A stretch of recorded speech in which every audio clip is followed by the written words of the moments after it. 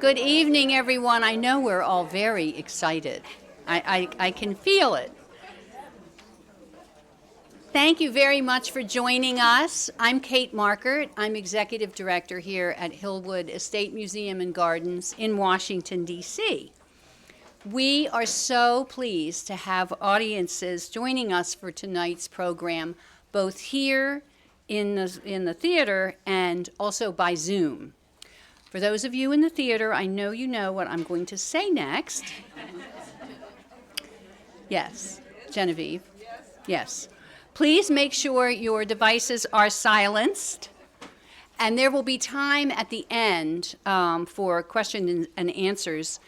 But those of you in the theater, please raise your hand and wait for the mic to come by so that your pearls of wisdom and your fabulous questions will be audible to the live stream audience as well. Now, those of you at home in your jammies, you can submit questions via the Q&A. I know, they didn't have to put shoes on, and you did. Right. Just saying.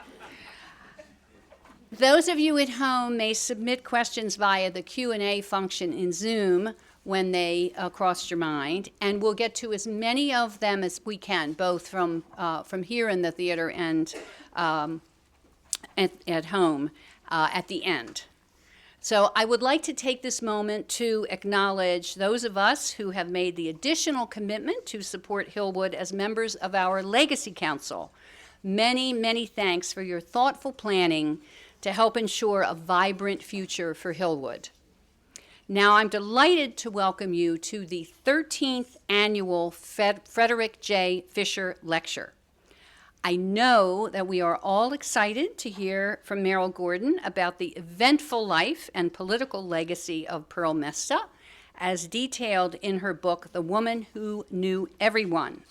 Please join us in the lobby after the lecture for a book signing, and I know I saw many of you with multiple copies, so I know she's going to have a little line at the end, which is fabulous. They're fantastic presents, really. Just saying, signed by the author, really good. Now, this lecture is named in honor of Hillwood's former executive director who served for 20 years, from 1990 to 2010. Fred and his wife Becky are joining us from their home tonight. I want to take a moment to say hello, Fred and Becky, and welcome to this talk in your honor, Fred.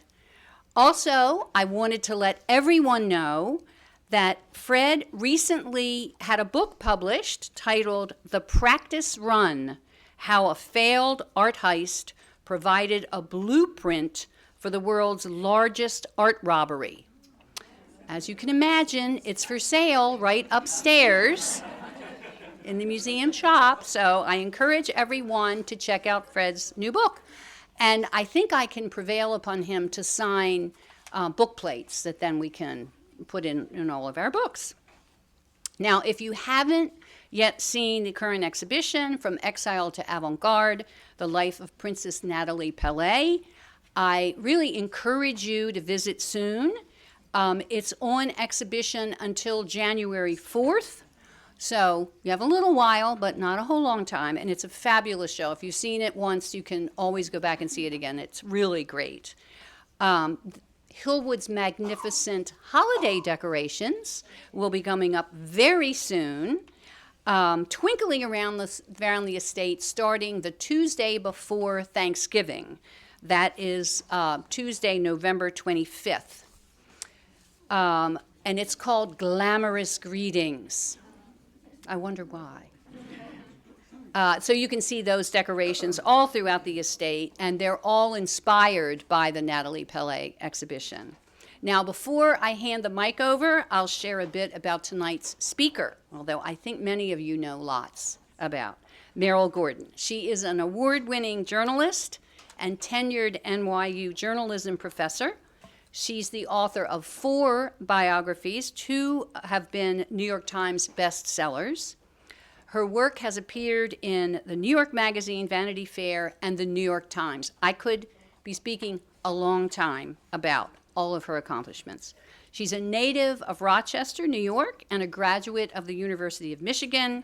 She's worked as a newspaper reporter, magazine writer, and TV and radio reporter. She has covered a wide array of topics, including national politics, influential New Yorkers, police and courts, economics and business, fashion, food, celebrities, pioneering women, and book reviews. We are in for a treat tonight, and you have a lot of area there you can cover in questions. Just saying. Now, let's give Meryl Gordon a very warm welcome.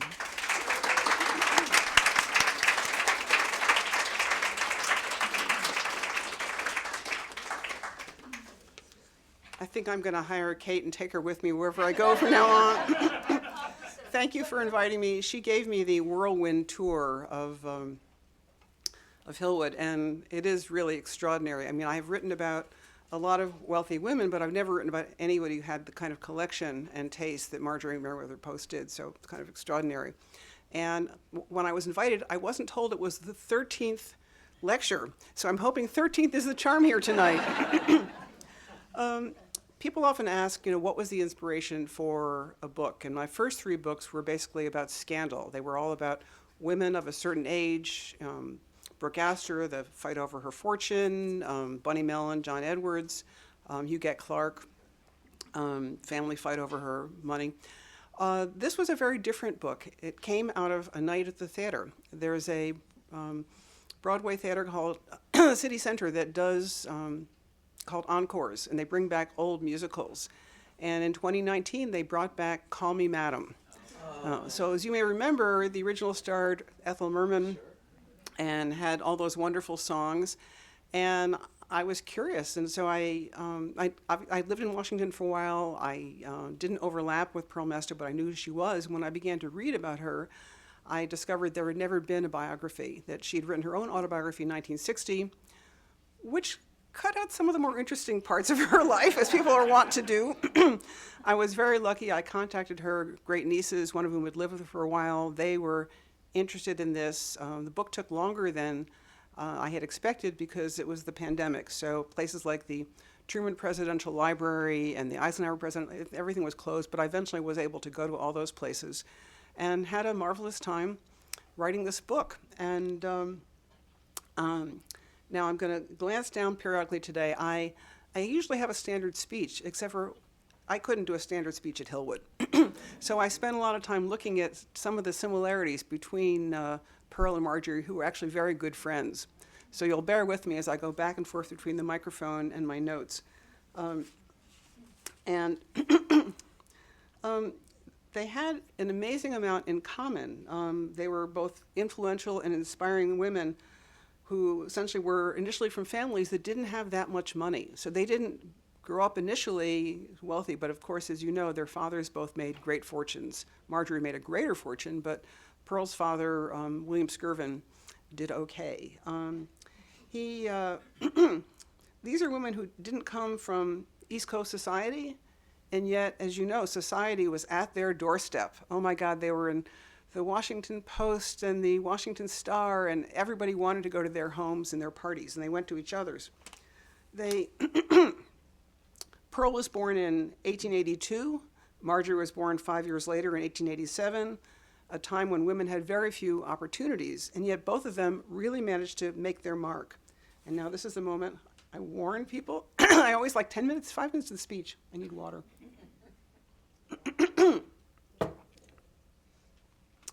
Think about the business world in the era that they grew up in. And Marjorie obviously helped turn the cereal company into General Foods. Perle was very involved, which I'll come back to later, in her husband's business enterprises. They were also Christian Scientists. And I think that was one of the things that they connected on. They were optimistic. They believed in the power of prayer, and it gave them a very positive outlook on the future in the world. Now, Perle made her name in politics as a pioneering woman who supported the Equal Rights Amendment. She was only the third woman to ever be sent overseas as a high-ranking envoy to Luxembourg. Marjorie had also spent time in Luxembourg when her husband was the ambassador to Brussels. So they had a lot of overlaps in their life. their travels took them to places that very few Americans ever got to see, much less female Americans. In 1936, Marjorie's husband, Joseph Davies, was named the American ambassador to the Soviet Union. As you know from that extraordinary collection, she became very involved in Russia and collected all sorts of amazing things and met a rather extraordinary cast of characters. Russia, as you know, was shut down to Westerners for many, many years, and Perle Mesta was one of the first people invited back. The Russians knew she was friendly with President Eisenhower. She made a 3-month tour of Russia, saw power plants or things, and let me see if I can get you to guess. When she came back to Washington from her travels in Russia, who do you think gave her a welcome back party? Marjorie.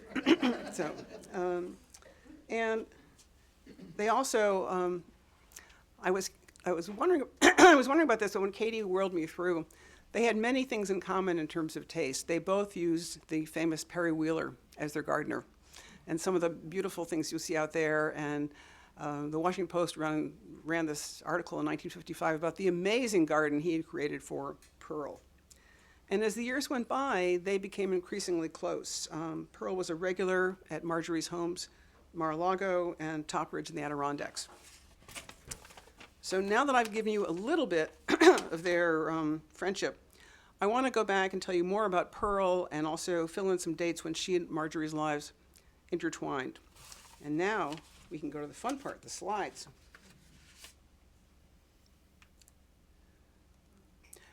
I have to say, by the way, this is obviously Perle and Jackie Kennedy. And this is the only picture I've ever seen in which JFK was cropped out of the photo. And this was taken at the Chicago Democratic Convention. Perle was very famous for her political parties. As I'll mention later on, Perle and Jackie had a famous feud. And people say to me, then why is Jackie on the cover? And I was like, book sales?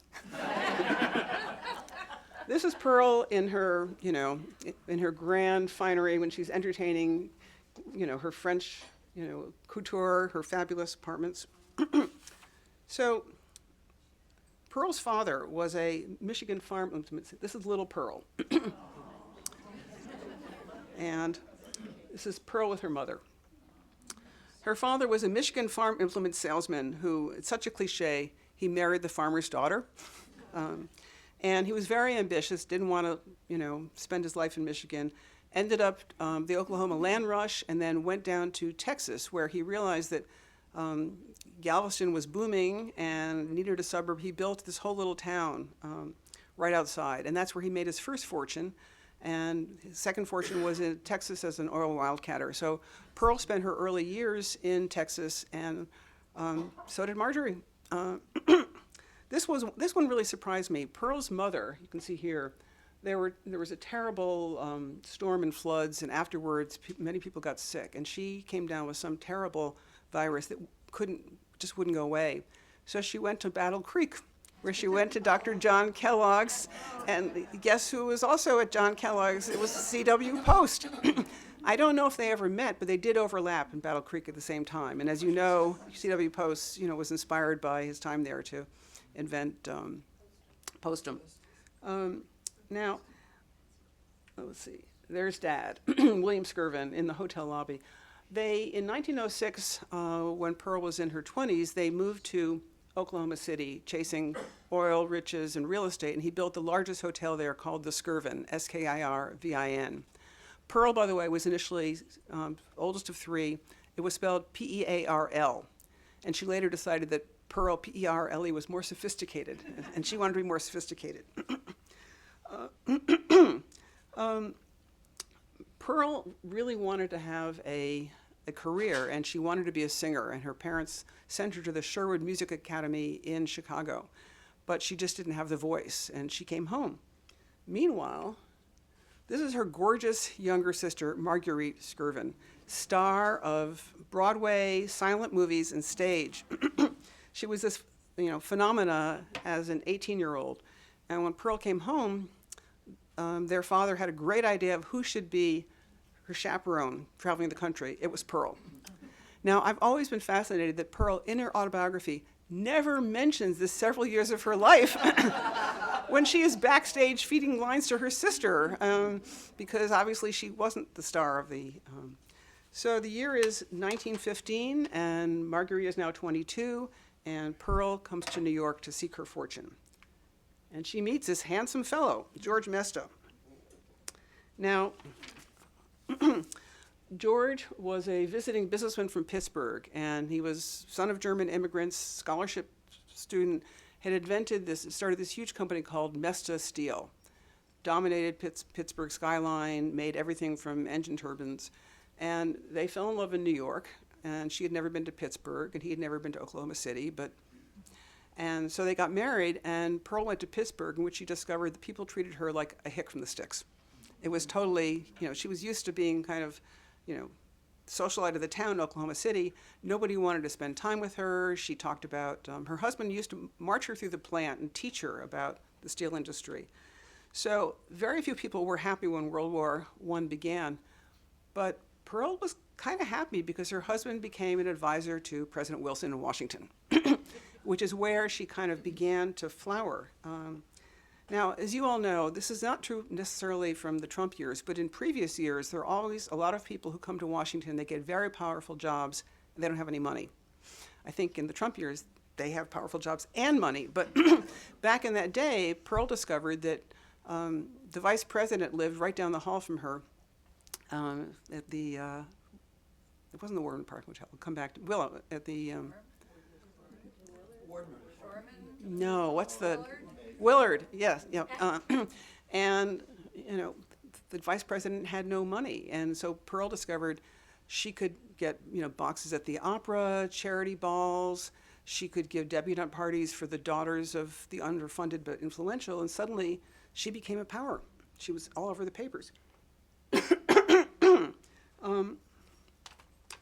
Now, I can't put an entire date on when Perle and Marjorie Post first met, but they could have met in Washington, but I know that the families connected in 1920 in New York.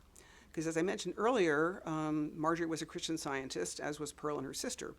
Marjorie, at that point, was married to Edward Hudden, had this triplex on the Upper East Side, and she was a nice matchmaker, so she fixed up the gorgeous younger actress sister of Perle with a businessman, and as her daughter wrote, fate took a real turn that night. Mother captivated father immediately with her lively, engaging personality and quick wit. Marguerite quit the stage, and the couple married, and from then on, Marjorie Post was part of these sisters' lives, really for the rest of their lives. So after World War I ended, Perle and her husband, he was expanding overseas, concert trips to Europe. She talked about dancing cheek to cheek on the boats. It was kind of a pretty romantic time. And they came to New York. He had a business dinner, which was canceled, and they went to the theater, and it was a romantic evening. And she woke up at 3 in the morning, and her husband said, I'm not feeling well. And he went into the bathroom and collapsed of a heart attack. So suddenly she's in her, early 40s. She's distraught. She goes back to Pittsburgh, and she had been given a large chunk of the company by her husband, and she insisted on being put on the board of directors, which, as you remember, was not something that women did in 1925. And she was suddenly a very wealthy woman, and said to be worth more than $50 million, when $50 million was actually a lot of money. So she was kind of she didn't like Pittsburgh. She began to spend time in Washington, in Newport, in New York. And she liked to give parties. And her uncle asked her, would she give a party in Washington for this family friend who was engaged to a man named Milton Eisenhower. Yes, those Eisenhowers. So Perle, in 1927, met Ike. She had a knack all the way through her career of meeting politicians, Truman, Lyndon Johnson, on their way up, and becoming helpful and involved with them through their lives. So, a few more slides. During the Depression, Perle was not depressed. She was renting one more fabulous place than the other.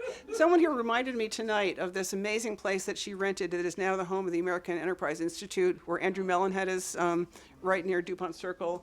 She had houses in Newport.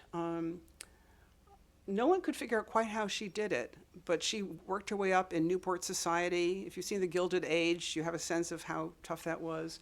And in Washington, and she was seen all the time with Charlie Curtis, the vice president. He arranged her to be presented at Buckingham Palace.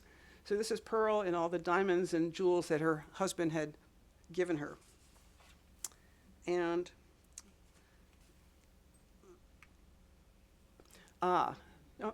now this, you're right, it's Gwen Kafritz. Now, I could talk for hours about Gwen and Perle, but I won't. But please know that they were rivals. They hated each other. It went on and on and on. In fact, one of her sons called me recently. He was trying to write something about his mother, and he remembered that feud. But they really went back and forth through the years in terms of who would be the best hostess. In 1939, Perle reinvented herself as a crusading feminist supporting the Equal Rights Amendment. It was kind of fascinating because she cared about politics. Her father had taken her to Republican conventions. He was a Republican. Her husband was a Republican. But something about, even though she had money, she could do anything she wanted, there was something about women's plight that she got very, very involved with. And she really spent the rest of her life both trying to support women, help women get government jobs, pushing for the ERA. In 1940, Perle went to the Republican convention in Philadelphia. And the ERA, people were trying to get the ERA onto the platform. And at that point, she had lived in so many different states. She could do Newport, she could do New York, she could do Michigan. She knew all those men in those smoke-filled rooms. And she got the Republicans in 1940 to put the Equal Rights Amendment, which, in their platform. And then she became a Democrat, and she did the same.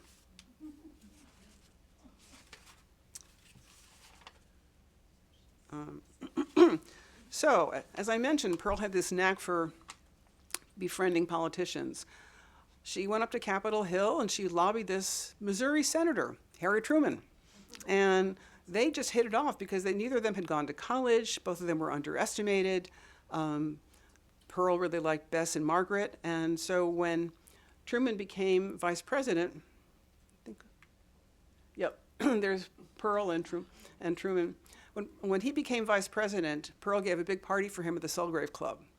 Harry had the time of his life. He was playing the piano, he's there till wee hours, and suddenly there are all these stories. It was like she was launched, Perle. And then 6 weeks later, FDR is dead, Truman's the president, and Perle is the hottest ticket in town. Gwen Kafritz had supported the other side. She was Republican. It didn't go well for her after that.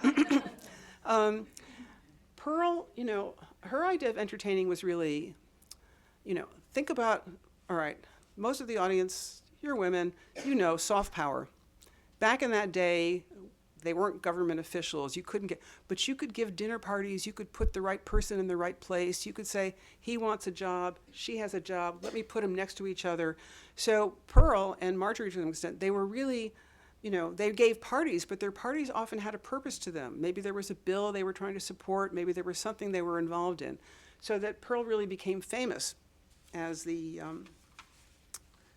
as a party giver. Now, in 1948, when Harry Truman's re-election campaign was in trouble, Perle was up in Newport, and she got a call from the finance chairman down in Texas saying they were literally running out of money, that the Ferdinand Magellan, the famous train, was going to have to stop running. So Perle sweeps in, she gets on the train, she rattles what I think was the silver cup, she gets people to come on the train, and she helps save the day.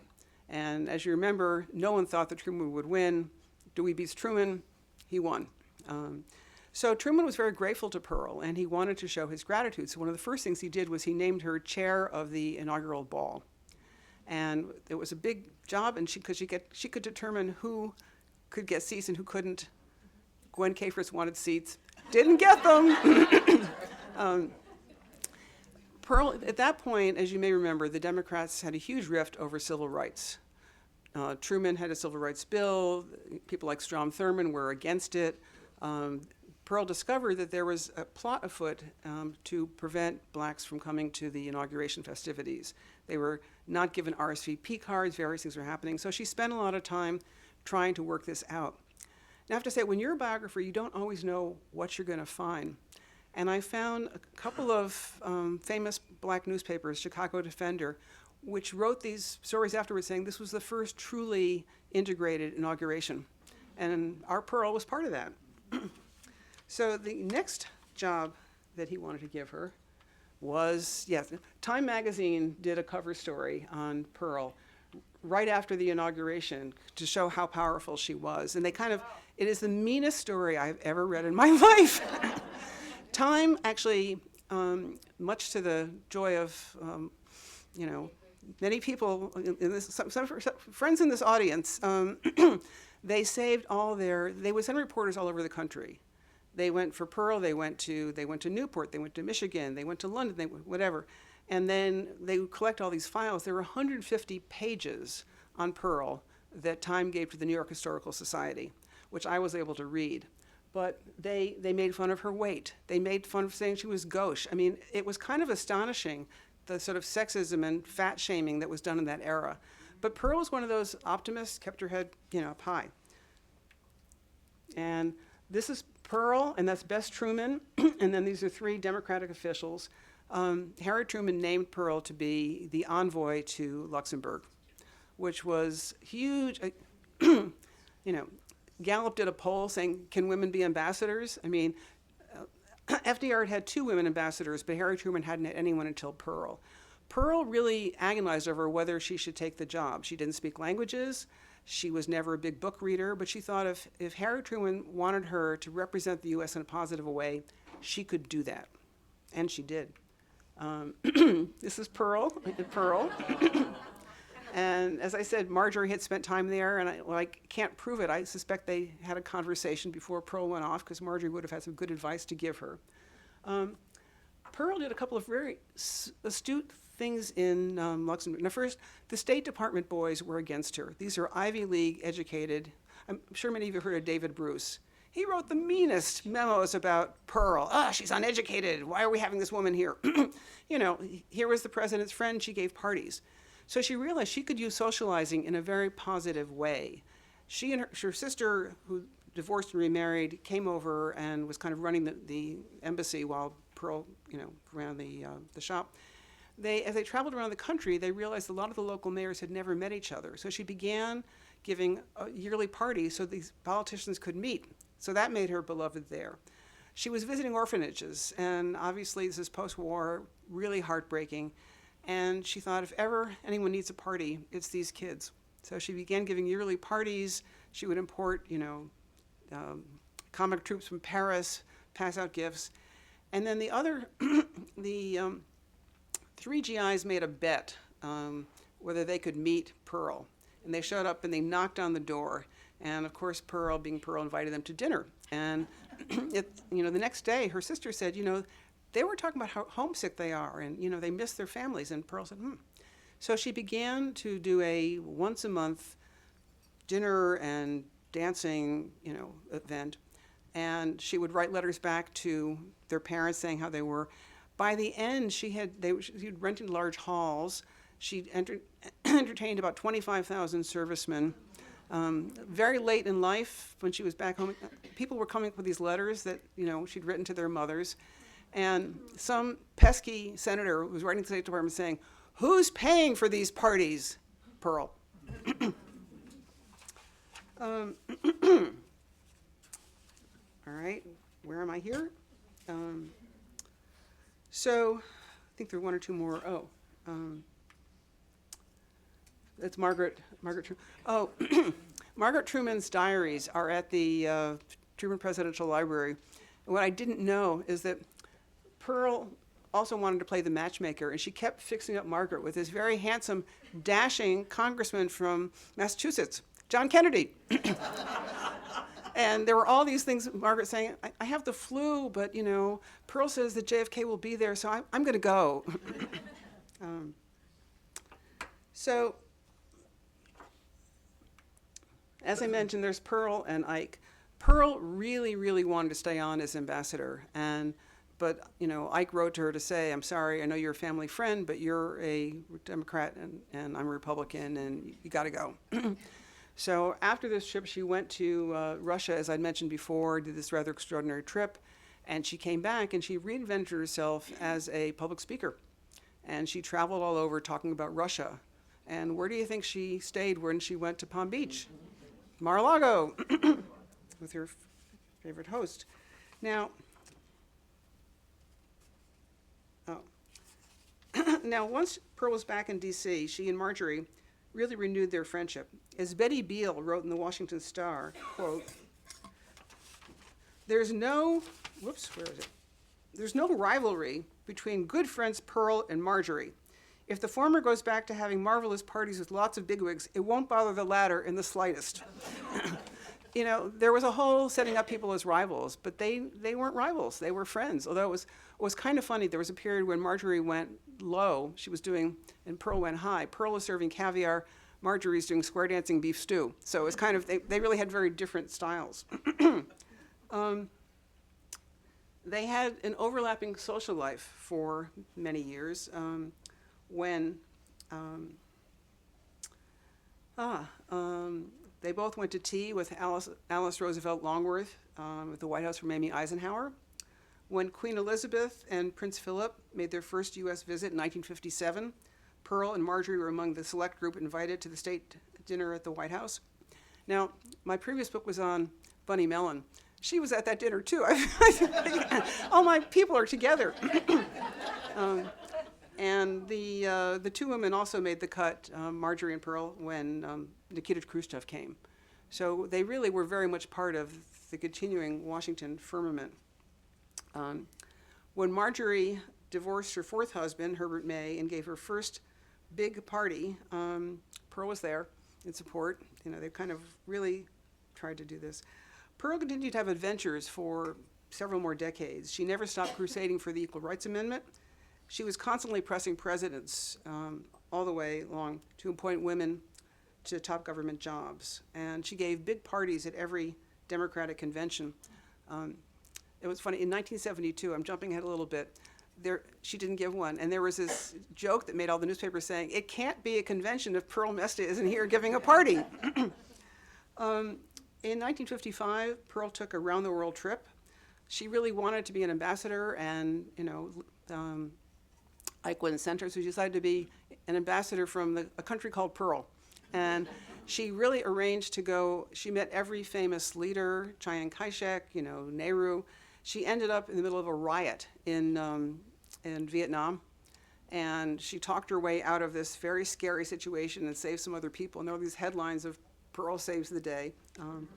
It was kind of, there was something about, she had such a warm, appealing manner that I think she kind of just knew in certain situations that she just was able to charm people. She was able to I'm a good person, I'm here to help you.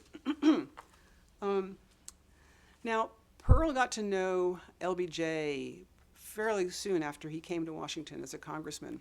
I was able to talk to both of his daughters, and I think it was, Linda was very funny. It was like, Perle thought that Daddy had potential, and she wanted to be part of it. And so she would invite him to her party. She would introduce him to people. And at that point, he was a Texas, big, tall, Texas, gawky guy. And here's Perle, this, elegant woman who is making sure he meets the right people. In 1960, as you may remember, LBJ did not run in the presidential primaries. JFK pretty much swept it, but LBJ thought he had a real chance at the convention. And Perle gave it was Perle and Mamie, who also were friends for life, and Perle and Ethel Merman. And they, let me roll back 1 second. When Perle did meet the cast before the show, a couple months before, there was a dinner, she went, and she promised to go back and see Call Me Madam at opening night. And she was on the boat. She'd gone to Paris. She had a gown made. She's on the boat, and the State Department tells her she can't go, that it would just be, not appropriate for her to go. So she's kind of upset about it. She comes back, but she tells people, not my. Perle had a habit of, she loved to lobby Harry Truman in a way that made the State Department kind of crazy, So she went to see Harry, and she's like, I really want to see the show. He said, go, take my wife, take my daughter. So they snuck in, and they did see the show, and she became friends with Ethel, and they traveled together. So here's where I was. Yes, this is kind of, William Douglas, just trying to give a sense of the kind of people who went to her home. And, all right, this is Perle she gave a brunch for LBJ for 5,000 people at Los Angeles at the convention. And it was kind of every delegate. She was really hoping. She was gung-ho. She just really wanted LBJ. And, and when you find these documents you never think you'll find at the LBJ Presidential Library, there was an oral history for someone who described what happened when LBJ came into a small group of his supporters to tell them he was going to take the VP slot. And Perle was described as grabbing Lyndon Johnson's tie, yanking it and saying, "You've betrayed all of us. How can you do this to us?" And, he forgave her, but she went straight from the Democratic convention to the Republican convention in Chicago. She knew Richard Nixon as VP under Ike, so they'd had overlapping lives. And Perle, at that point, she would have been fine with the Kennedy camp. She had been saying all the same things that LBJ was saying, that, that Kennedy's father was trying to buy him the election, that he was too young. She could have just forgotten all that and not said anything. But she gave this disastrous interview to the Associated Press in Chicago. And I think what bothered her is, you may remember those famous, glorious photos right after the convention from Cape Cod. Jackie and Jack on the boat, Life magazine, casual, just gorgeous. And I'm going to read this just because I want to be able to get it right. Of course, that would involve finding it. Okay. The AP reporter wrote that Perle was, quote, in a tizzy. Quote, "Perle is not sold on the ticket. Her problem is that she does not see eye to eye on several matters with Jacqueline Kennedy, the wife of the presidential candidate. For example, Mrs. Mesta cites stockings. Stockings! Do you know," Perle fumes indignantly, "half the time Jacqueline doesn't even wear stockings? Perle shivers at the prospect of a White House managed by a first lady from Hyannisport wearing no stockings and a bandana on her head." "Why, do you know," Perle said, "they run around with all sorts of people, and they might have Frank Sinatra in the White House. They're part of that clan. I don't know what I'm going to do." Here's what she did. Now, what I forgot to tell you earlier, that one of Perle's very close friends was Jackie's mother, Janet Auchincloss. They socialized together in New York, Newport, Washington, etc. Perle said she'd known Jackie as a young girl. I want a show of hands here. How many people think that Perle was ever invited to the White House while the Kennedys were there? You're right. No, never. And it made her crazy. She was constantly trying to give interviews saying, "Oh, Jacqueline has been a wonderful first lady." Not interested. So I'm always, as a journalist, I'm nonetheless sometimes a little bit appalled about our priorities. 12 days after JFK was assassinated, the newspapers began running stories on when is Perle Mesta going to be invited back to the White House. I'm not making this up. There were like 4 or 5 different stories about, is Perle going to be back? And she was. There was a White House switchboard note that, LBJ in early January, called Perle. And the next thing you know, she's at the first state dinner. And while, the Johnsons were in the White House, Perle was there all the time. She was a supporter of Vietnam because he was a supporter of Vietnam. She was very gung-ho. Now, where was I? Now, Perle's national reputation as a party giver occasionally put her in what I would best think of as sort of surprising situations. And I should roll back and say, Perle was very pro-civil rights through her life. She included, she always had African Americans at her parties, anything she was doing with the Democratic Party. When she heard that Pearl Bailey, the black actress, was going to be playing in Call Me Madam, playing the Pearl role, she had to become friends with her. And they did. They became very close friends. So the year was 1968. Washington was decimated by riots after the assassination of Martin Luther King. The National Park Service decided they wanted to give an open-air party up in Northwest. And I'm forgetting the name of the park. You probably all know it, but it's near Howard. And they wanted to do a free concert. Pardon? Yes, you got it. Thank you. I knew this crowd would know. Hometown crowd. So the National Park Service, they want to organize this concert. So you're doing an intercity concert. Who do you call? Do you call a rich white lady in her 80s? They called Perle. Perle called Perle Bailey, who called Cab Calloway. And the next thing you know, there are 20,000 people having a fabulous time, and Perle in a white lace see-through dress up there, having a good time too. Now,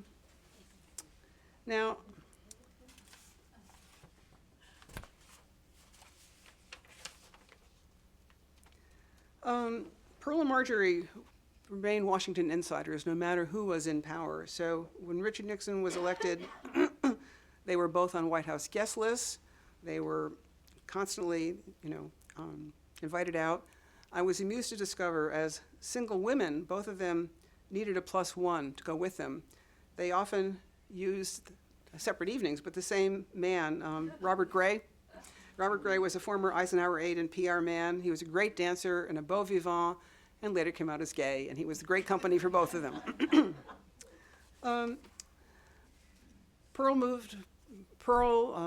One of those sort of,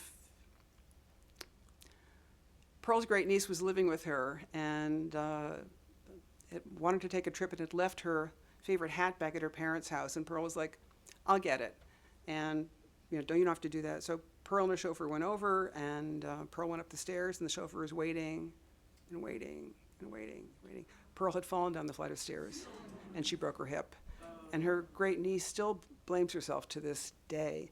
And she never entirely recovered. She eventually moved back to Oklahoma City. And Perle Bailey actually flew to Oklahoma City to sing to Perle in the nursing home at the very end. After Perle died, many of her friends thought she should get a stamp in her honor. And they organized a whole committee, and they got Richard Nixon, Gerald Ford, Jimmy Carter, cast of thousands to write letters in her favor. But the post office was still working on women from the 1770s. Perle never got her stamp. So it's funny in thinking about these two women, Perle and Marjorie. They both were, Perle is largely forgotten. I hope my book helped bring her back to life. Marjorie lives on in this amazing museum, in her philanthropy, in Mar-a-Lago, which we see. But we all know they mattered. They inspired a generation of women. They had amazing taste, and they did things to try to make America a happier, better place. So that's my speech, and I hope you enjoyed it.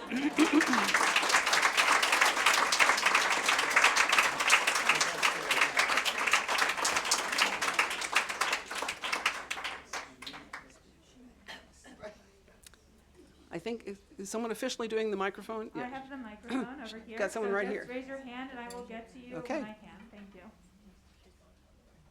Hi, thank you very much. Is this on? Can you hear me? Yep.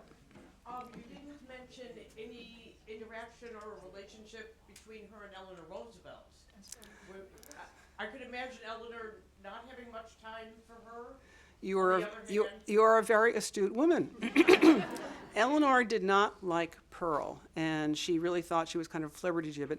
But then Eleanor took a trip to Luxembourg when Perle was ambassador. Perle was a wreck. She was like thinking, this woman hates me, and what am I going to do? But Perle took her all over the country, and Eleanor could see that Perle had met the mayors, knew everybody, and she wrote one of her columns, My Day, saying how wonderful Perle was, and then she met with Truman afterwards, who wrote this gushing letter to Perle, who was so happy. I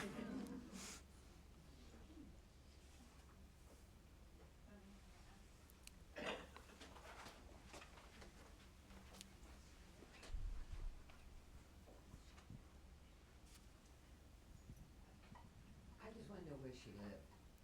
Where did she live? She lived in many different places, and most of those houses are long gone. She lived in the Sulgrave Club for a long time. She lived in that amazing building that the AEI is now. She lived on Foxhall Road in this mansion that was ultimately torn down. She lived in the house in Spring Valley that she sold to Lyndon Johnson when he was vice president. Yeah. And that's now an embassy. So, and then she lived in Warburton Park towards the end. So, I really enjoyed that. So I have a question about love interests in Marjorie and Pearl. So obviously Marjorie always wanted a man by her side and had 4 husbands. So tell us a little bit about Pearl. So she only had 1 husband, she had no children, and then sort of what happened? Did she ever have anybody in her life? she did.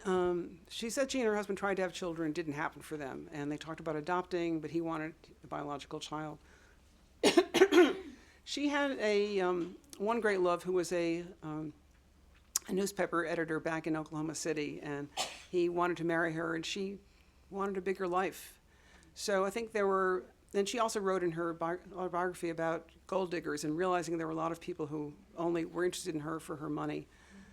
So I think that she missed it, but I think she liked to have the freedom that you could have if you're on your own. And as a somewhat recent widow myself, I'm keenly aware of how, you can sit at home and wait for people to call you, or you can do what Pearl did, and you can entertain and you can call them. And I'm taking inspiration from Pearl. For the Zoom. You did. Hi, thank you. Is it on? It is. Yeah. Okay. You didn't say what year she died, but I wondered what she made of the women's movement of the 70s. Did she lived that long? Considering She did. considering her comments about Jackie's stockings. There was a very funny meeting that was covered, forgive me, when Pearl was pushing for the ERA, in which somebody asked her and Esther Cooper Smith about burning bras, and they liked their bras. I think they were supportive. I mean, I think that it was a little confusing to them because they didn't quite understand it. At the same time, Pearl was giving speeches all the time about women should, get jobs, women should go through the ranks. So I think she was supportive. We have a question from Zoom, so I'll jump in and relay this person's question. They wanted to know if this was a book you had wanted to write for a while, or if there was a specific moment in time that prompted you to write this book.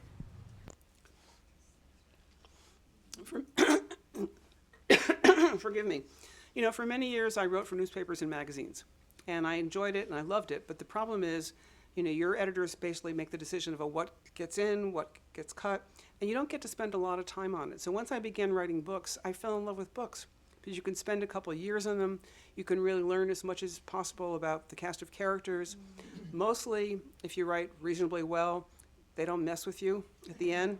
So I was looking for a topic. There was a book thing that fell apart that I was interested in. And then, as I mentioned, I went to the theater and I thought, Pearl, I mean, it's amazing to find somebody who, most of the women, Marjorie's had many books written about her. If anybody's famous, there have been multiple books. So I was amazed to find a situation. I wrote a book on Bunny Mellon. There have been 3 since. I was lucky I was first.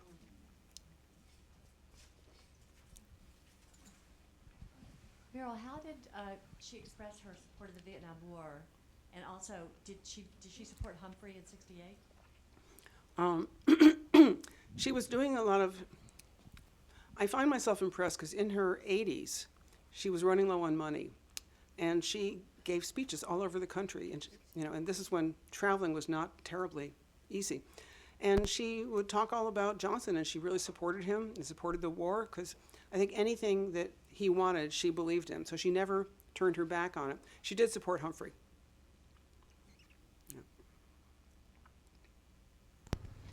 We have another question from Zoom. Someone wants to know, they commented, what a fascinating woman, and wanted to know if there is a modern day equivalent of Pearl in Washington today. You can probably, people always ask me that, and I think you folks could know better than I do. I think there isn't been. I mean, it's been, I think right now to have Republicans and Democrats in the same room, who needs the fireworks? People just don't want to do it anymore. So I think there isn't, and also, women can have power now. They don't have to use power through entertaining. They can do it in their jobs the rest of their life. So I think that, I don't know, audience, tell me, is there a Pearl equivalent today? Because I'm not aware of it, of her. Yeah. Yeah. You talked about how she was introduced, or she had an audience, or however it goes, with the British monarchy, and that she spent time in Luxembourg. With all the political work she was doing in the U.S., did she have contacts? Was she hosting heads of state, ambassadors? Was she being invited with to see other European royal families, or have tea or whatever you might do with various prime ministers and presidents in other locations? Yes. A smart question. After she came back from Luxembourg, pretty much every ambassador in town were thinking, God, she really raised the profile of Luxembourg. Tourism just boomed under Perle. So everyone wanted her to go to their country. So she was constantly inviting to travel. And she did a fair amount of traveling to various places. She loved going to London. She was treated well when she traveled. This trip I mentioned, when she went around the world, the State Department helped her meet top people, so that she did have that kind of connection to people. I came up with the idea for the title of the book, The Woman Who Knew Everyone, when I wrote a chapter in which she met Marilyn Monroe, Wernher von Braun, Khrushchev, and Judy Garland. It was like, she really, anyone who was famous in that era, she wanted to meet, and she got to meet them.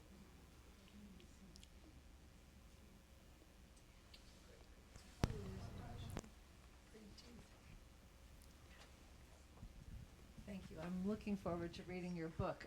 But sad to hear that she died with minimal means. What happened to her $50 million fortune? I think a lot of it was she spent it. I mean, she wasn't that great with money. She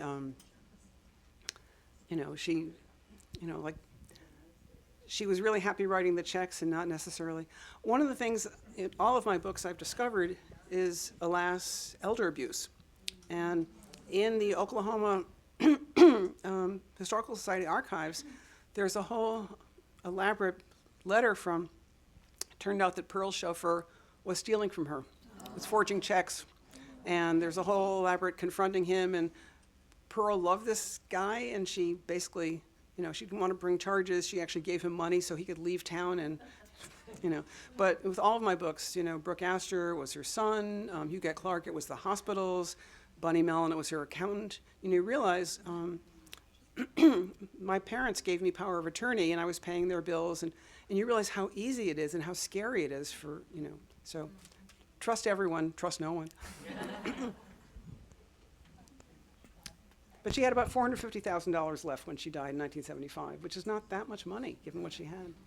Who came up with the Hostess-with-the-Mostest? Irving Berlin. Yeah. I wish I could sing. I'm losing my voice anyhow, but it's a great song. I'll jump in really quickly with a question from Zoom, and then we'll go to the next in-person question. Someone would like to know if Perle was friendly with Esther Coopersmith and if they ever had joint parties. Esther's son came to one of my events and actually sent his son to meet me and get an autographed copy. I don't know. I did some internet searching, and I think they knew each other because they were both at this event involving the ERA, but I don't know if they spent much time together.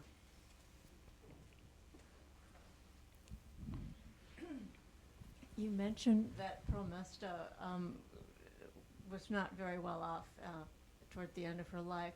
And I actually met her when I was a child. Oh. And she was living in the Westchester apartments. Yeah. My best friend lived across the way, and the two of us would often go to play in this large area, which were the grounds of the Westchester. So one day we had heard about Perle Mesta, the Hostess-with-the-Mostest, and we were 7 or 8. We decided to go and visit her. So how cool is that? We were adventurous little girls. We rang the elevator button, and she was on the penthouse floor. I don't know if it was the 15th or what floor it was, but anyway, it was way at the top. The door opens, and her butler answers. And he says, "And who are you?" And we said, "Well, we're here to see Miss Perle Mesta, the Hostess-with-the-Mostest." And so he says, "Well, come right this way." Oh, that's and adorable. There she is with her 2 white toy poodles Those, yep. sitting on a chair, and she was just so thrilled to have these two little girls come and visit her. And she was terribly gracious and lovely, and I've always remembered that. It was It's a just- wonderful story. Thank you for telling me. That was actually a period in her life when, forgive me,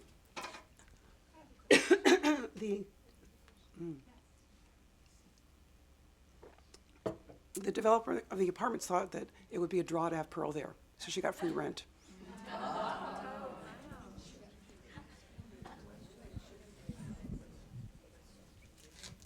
I was curious whether she overlapped with Pamela Harriman.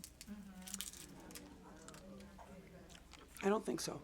When did she die? 75. We have time for one more in-person question. Turning from Perle Mesta herself, I was wondering if you would comment on the sources that you found useful in her life in preparing this book. I was able to talk to a number of reporters in Washington who covered her, so that was fun. Sally Quinn did talk to me, AP reporter, various. Her great nieces were great. Most of my books have been based on reporting, but because she died in 1975, there were very few people who were still alive who knew her. So this is more based on archives than on interviews. And I'll close this out with a question from Zoom. Someone wanted to know if you have any other projects or books coming up that you are able to share with us. I do, and I can't share. I got the contract. I haven't signed it yet, so maybe in 2 weeks I could go public. Thank you. Let's give a huge round of applause for Meryl.